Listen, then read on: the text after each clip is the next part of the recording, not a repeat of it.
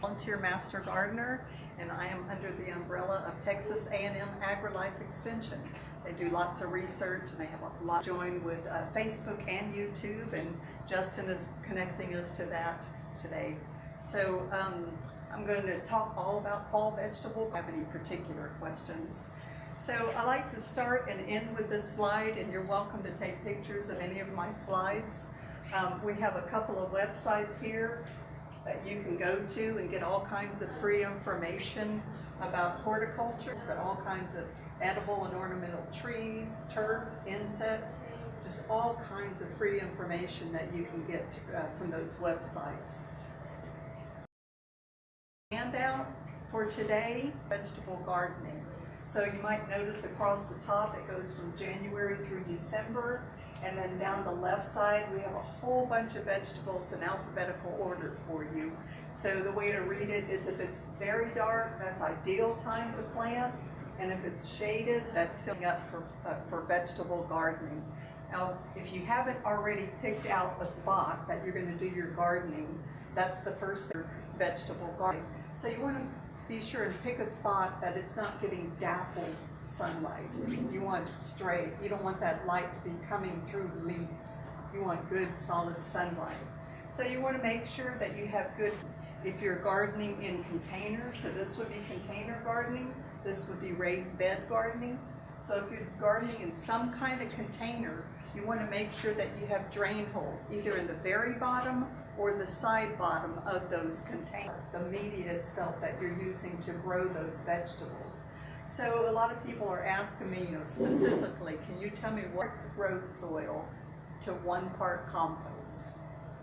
So 2 parts rose soil to 1 part compost. And that rose is like the flower, R-O-S-E. So, and that's a very good way to start. And that's for when you're first setting up, the area is free of sunlight competition. Consider what you have around there.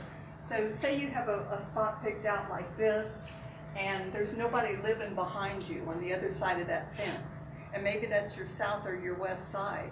Consider what might be the south or west side. That's where you're going to be getting your best sunlight from.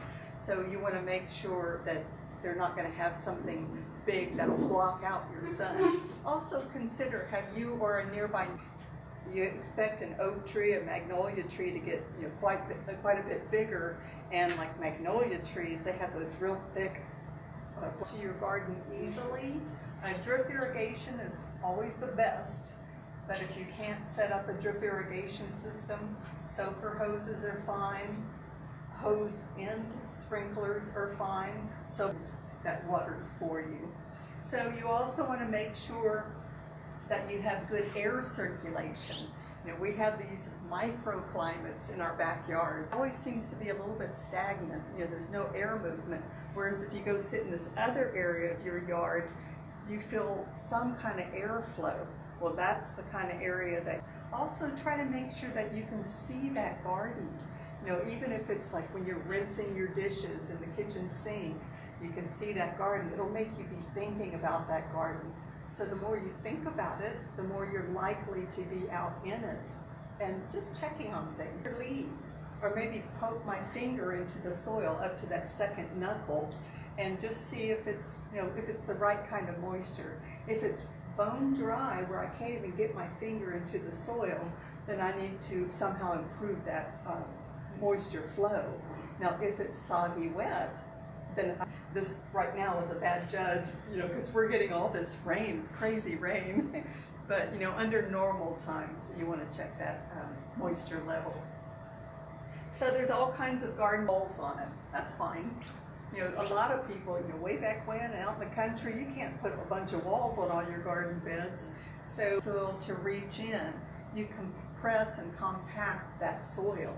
The same with stepping on it, of course. So you want to make sure you're not leaning on it, or to recommend a garden depth of about 8 to 10 inches, if at all possible. And my reasoning is in the fall, which we're coming up on it around the corner, what's the biggest carrot I might be able to grow in my garden? And in the spring, good wide root system. So will the soil accommodate a nice big root system? before, I highly recommend it. You know, sometimes we know that we're watering right, we know we're fertilized. First thing I think of is get that soil tested. So if you've never had it tested before, I highly recommend it. You can go to our website and just, there's a search and just put soil test. They'll take you straight to it. That's for me. And it's about $12, so it's not too bad. So we're aiming for the pH to be slightly acidic. So on that, 1 is very acidic, so very acidic. 14 is very alkaline. 7 is neutral. So we're aiming for it to be slightly acidic. And not every, you can get these fairly inexpensive pH meters. You just put the probe into the soil and it will give you an idea where you stand. You can get those online. 10 of us people are going to be looking for a little bit less complicated one. So after that first season, you want to introduce more compost. Compost is organic material. So after that first season, I consider that we have 2 vegetable growing seasons in our area, in the Harris County area, spring and fall. Now post out twice a year if I can. One of my fellow master gardeners came to one of my talks 2 days ago and she says, nope, 3 times a year. And she's real good and she has a lot of success, so I'm not going to argue with her. But I try the combination of air, water, and microorganisms. So I mentioned before about not wanting to lean on that soil or step onto that soil. So as you do that, you compress and you compact that soil. In essence, there's some air in there. When you think about earthworms alone, my favorite friends in my garden, my earthworms.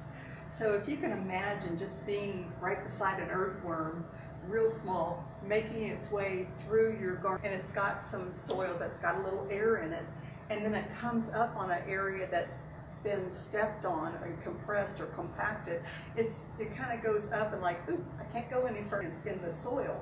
And if they reach out and hit an area that has been compressed or compacted, they can't stretch out in that direction anymore. So we want that air in the organisms that are working all the soil for you. As you improve the soil, the microorganisms to come to your garden, the earthworms come to your garden, they improve the soil even more. So they break down all those nutrients and put it in a thing for moist, not dry, moist, not wet, so somewhere in between there.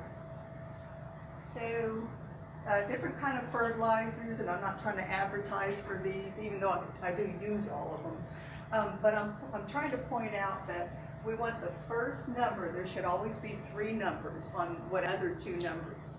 So here's what they stand for. The first number is always going to be nitrogen, and then phosphorus, and the potassium. That first number, which stands for nitrogen, you want that to be higher than the other 2 numbers. Now we do want it higher than the other 2 numbers, but that doesn't mean we want to use it pellet, like granule pellet.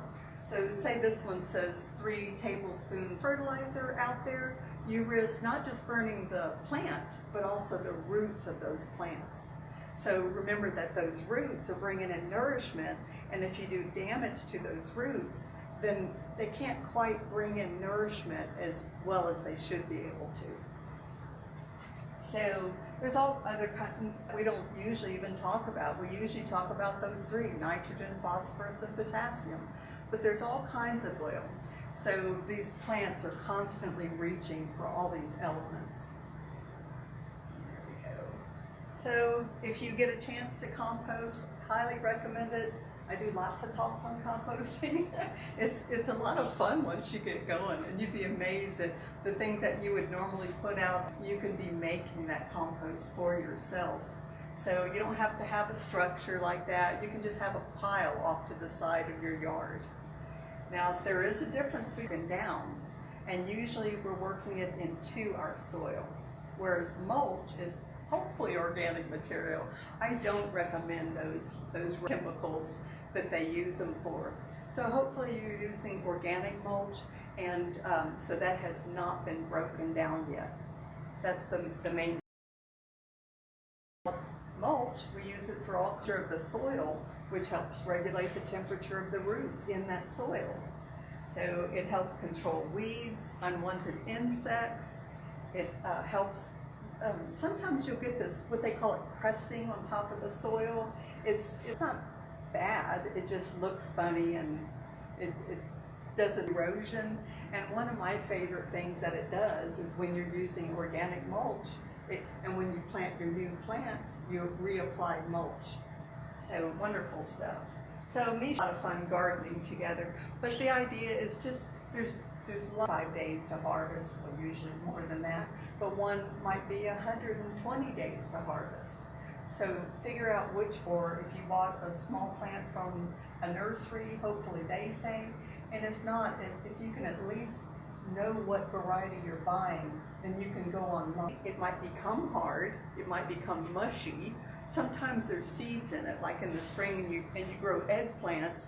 Those, just figure out about when you should be harvesting. So how about if I stop?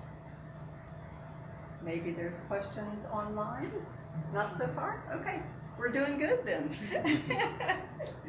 Every once in a while I do all the talking, right? So let's start with the crucifer family. So cabbage does take up a lot of space for a long period of time. And we cannot grow them this big here, but yes, they really do grow them that big in Alaska. So I just get a little bit jealous and move on.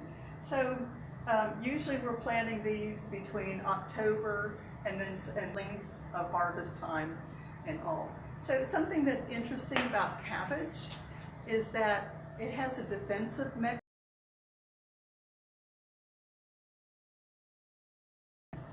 And cabbage has a tendency to hold those sugars. That's why when you eat cabbage, it's just, but it's a little bit sweet, and that's what it is. Now there's some other fall vegetables like kale and such. That's why it sends those sugars up, but then they decline. And cabbage has a tendency to hold those sugars. So another reason to like, you know, this is my hand here just to show you how small this particular meal's for on a regular basis. Put the rest in the refrigerator and hope to get to it before it starts declining, when you can buy or grow this small. This particular one's a little bit more than 2 months before you can start harvesting that one. So consider shaking things up at the table. Do some variety is called Savoy, but there's other seed makers that have different names to those. So not a nutritionist, don't try to be, but you know, if you do a little bit of research, you can figure that.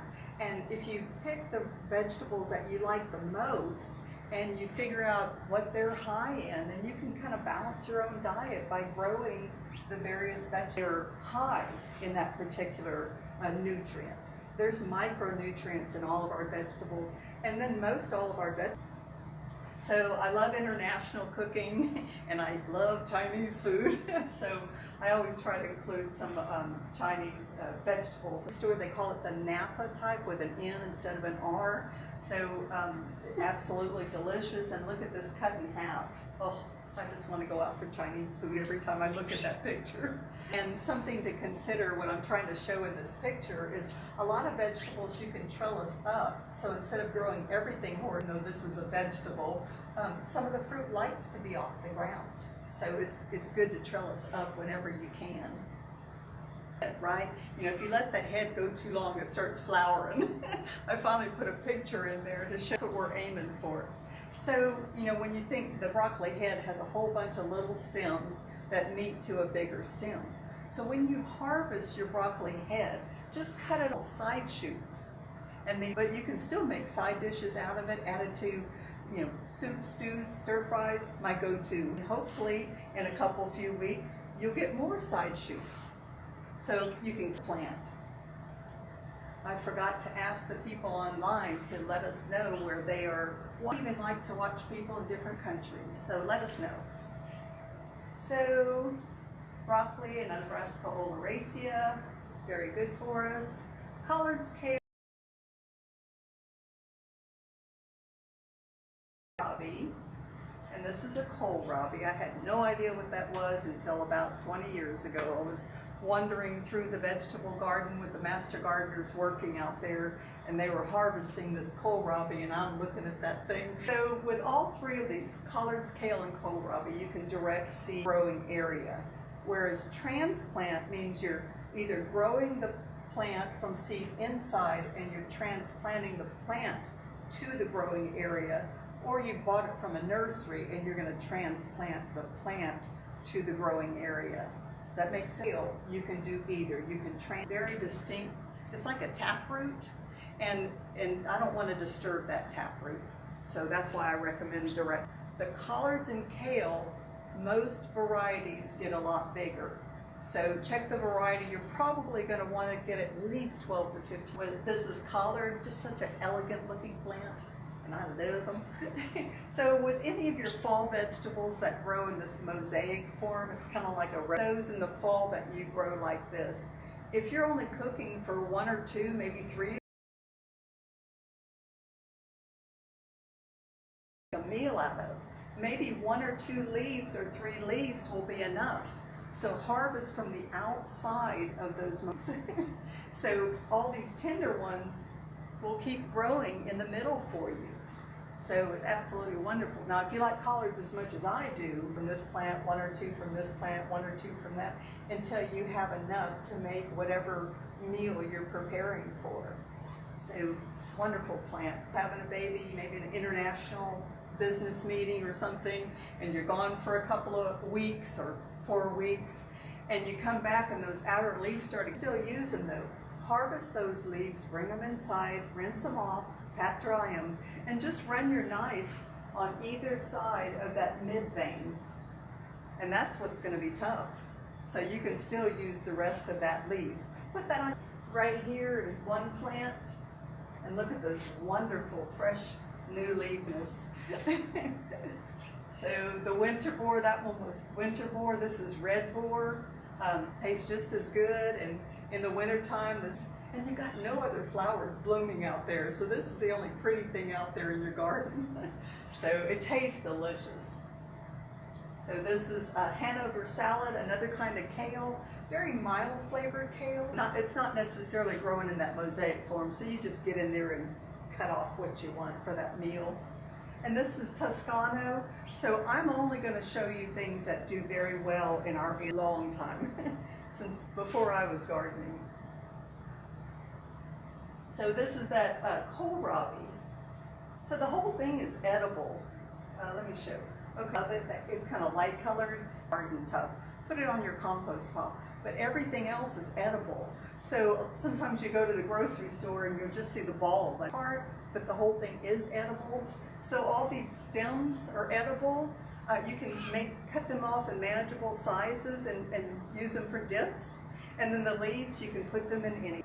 There's a lot of times when you buy the Vienna, it's a combination of the early white Vienna and purple. Notice it's very high in vitamin K. Vitamin K helps us side as we get older. Sometimes we have a problem with blood clotting, so we actually take blood thinners. So this would kind of work. This is very good for that. So the turnips and mustards, yum yum. They're part of this group that I keep together. They're root crops, so we're actually eating together: beets, carrots, radish, and turnips. So all 4 of those, you're eating that root crop. So all 4 of those you want to harvest slightly immature. What happens if you let it go long? It'll start under the soil, then insects come and they start gnawing on it, so we wouldn't really want to be eating it after that. But all 3 weeks. So you can go out there Monday morning and plant a row for 7 plants. So you're planting the seeds for 7 plants. Tag it and date it, and then the next Monday come out there, scoop down about white globe. It gets about this big, so 3 or 4 inches maybe at the most. So you want to plant about 5 or 6 inches apart. So, you know, center to center, and then you want to allow enough for them to not be inches. Plant another row, tag it and date it, and keep doing that every Monday or, you know, whatever day you choose. And then by the 7th week, it's about time to harvest that first row. So it's about 52 days to harvest. After about 7 weeks, that first row should be ready. And just to check, you can just kind of poke your finger around the root and see if it's about right, if it's about the right size. If it is, harvest that first row, replant that first row, tag it and date it. The next Monday, you should be ready to harvest that second row. So using a few up and put the rest in the refrigerator, hoping to get to them before they start declining, you'll constantly be getting some fresh vegetables every week. So all 4 of those, beets, carrots, radish, and clove, 52. So moving on to the mustard. So usually mustard has a little bit of a bite to it, kind of wakes up that salad. Maybe you have a whole side dish of its own with mustard, so yum. All kinds of mustard that does very good in our area. The leaf is frilly, so when the wind hits it, it's kind of pretty. So insignificant. So probably any mustard that you see in these card catalogs or in your garden centers, they're going to do fine here. They're going to do great here. So moving on to radish and daikon. So radish is a Raphanus sativus. Oh, I'll go ahead and do the next one. Here we go. You know, smaller than a ping pong ball. And that's one of those 4 crops of the beets, carrots, radish, and turnips. So they're only about 21, 22 days to harvest. So you don't have row after row. And I used to have an instructor, hang gliding instructor, and he loved radish. So his wife would always put a bunch of radish in his. So this one's a bit bigger, so you can see it's more days to harvest. That watermelon, it's not a common one, you know, but it's pretty. It's kind of nice to put something different at the dinner table if you can. Wake people up and antioxidants, but radish are. So moving on to the daikon, it's basically an Asian radish. So the whole thing is edible, so you know, make sure that you use those as well. I go to my local H Mart that has all these wonderful international foods. This big around, and they cut them off and they're that long, so they must be huge. First time I cooked them, I made a little brown sugar, some cinnamon, I'm sure it had olive oil and then maybe some butter or something, and it was delicious. And then I tried it for savory the next time. So lettuce, usually I'm not even thinking about planting lettuce. They want it to be cool outside as well. So let's get the rest of it. Transplant lettuce, or you direct seed. One thing about planting the seed is, a lot of our seeds oil and gently water them. So have it make contact with the soil and you will do great each time. So you might want to put a few extra seeds. And I go to my beets. So something interesting about lettuce, I like to graze when I do my fall vegetables. Some of my herbs, I love cilantro and arugula and things like that. Is if you've ever eaten lettuce straight from a plant, you might have noticed this bitter bite to it. It's that white milky sap. It's like a latex. Cut it this morning, bring it inside, gently rinse it off, gently pat dry it, and put it in one of these produce bags we get from the grocery store, and that should alleviate that bitterness. So, and some iceberg lettuce that we get from the grocery store, those don't do well, but any of the leafy type lettuces do very well. We've got some time. So not a popular crop. It's one of those 4 root crops: beets, carrots, radish, and turnips.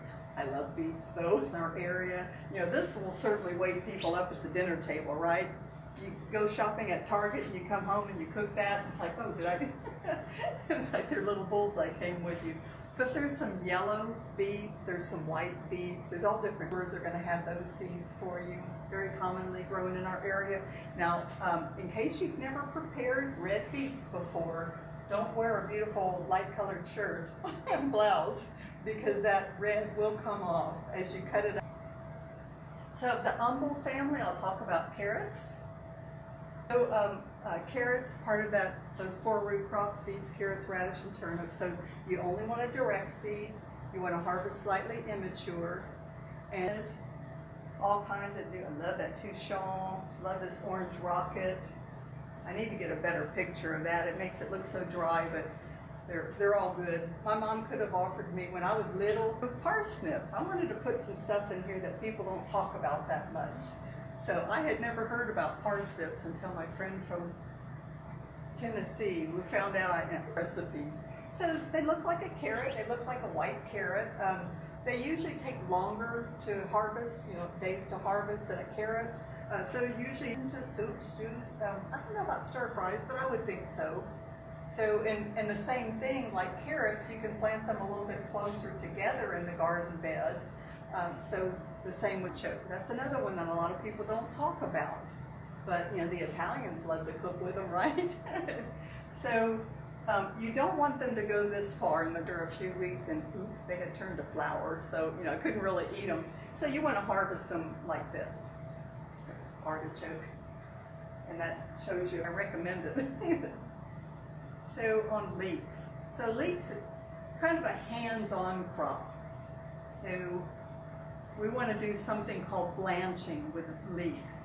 So when you buy these, you can buy the seeds, but they take a long time. So if you can buy buy a cluster of these leeks, either from a seed catalog or some of the nurseries might sell them. Call around to see who's got them.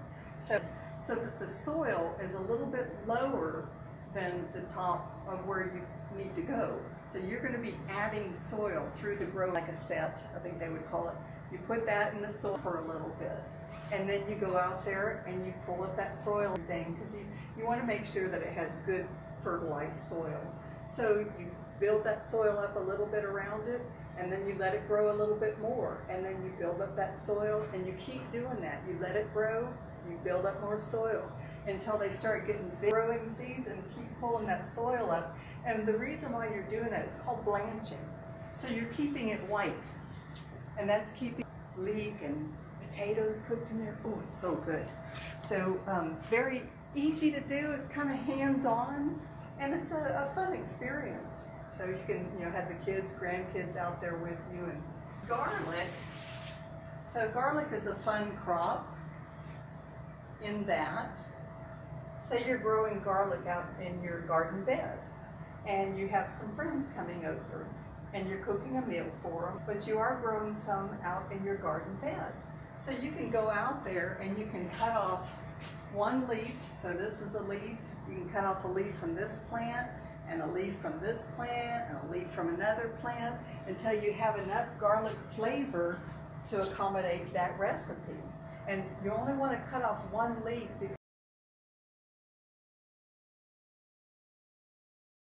for the sun to also feed it, creates the carbohydrates and all that stuff. So just cut off one leaf per plant. There's a lot. It's good for blood pressure and all that. So are the greens. So you want to plant garlic. Let's say you like garlic as much as I do, and a lot of people don't. If you don't cook, you might not know the difference between a clove of garlic and a head of garlic. So say you want to plant your garlic. Now in our area, we grow softneck. There's hardneck and softneck garlic. So in our warmer climates, we grow softneck. So we don't want to go, it's not going to be ideal for my garden bed. I don't know if it's hardneck or softneck. Plus it's been kind of squished together. But and I bought this from the grocery store, another grocery store, so I wouldn't want to put that. I go to my feed store, and I know a feed store only, so I go to Wabash, but you want to go to the one closest to you, and that's where I get my garlic, my onion, things like that. So say you want to plant some, and you've got this garlic head, and it's got what you usually buy it like. It's got that paper skin on it, and this is with the paper skin peeled off. You head out there, and I take my garlic unpeeled and bring it out to my garden bed, and then start taking that outer paper skin off. So you want to take that outer skin off, and then I'll try not to make a mess. Get that off and gently pull off that segment, which is a clove. So there's still some paper thin on it, but if you cook, you know that there's still another covering on this clove.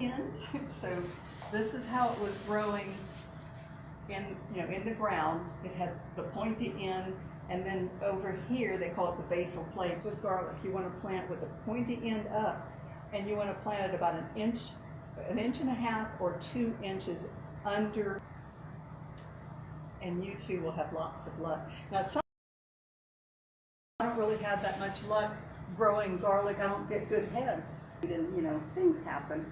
So through the growing season, I had all those garlic greens.